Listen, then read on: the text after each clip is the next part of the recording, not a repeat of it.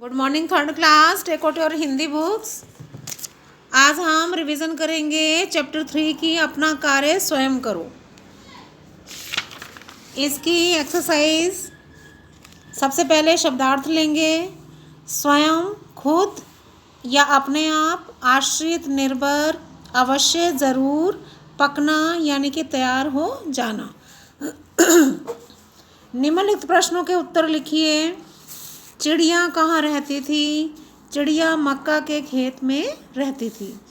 चिड़िया सुबह होते ही कहाँ चली जाती थी? चिड़िया सुबह होते ही दाना लाने उड़ जाती थी। पहली बार किसान ने अपने बेटे से क्या कहा?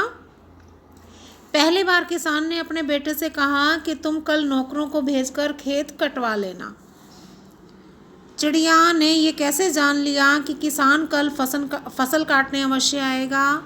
चिड़िया ने जान लिया कि किसान जान गया है कि अपना कार्य स्वयं करने से ही होता है, इसलिए वह कल फसल काटने के लिए अवश्य आएगा।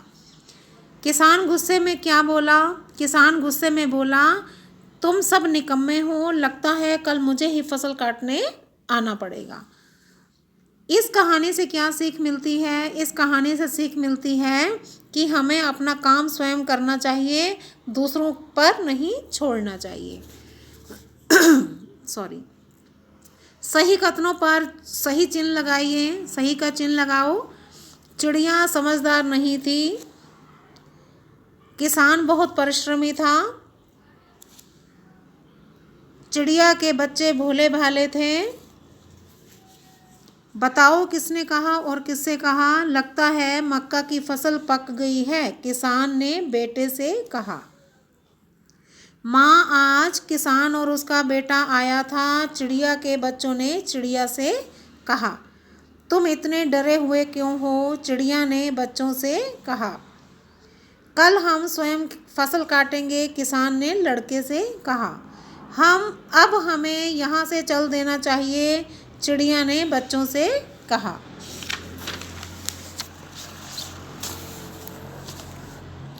पढ़ो, समझो और लिखो। जो रोगियों को दवा देने का काम करे उसे कहते हैं डॉक्टर। जो बच्चों को पढ़ाने का काम करे उसे कहते हैं अध्यापक।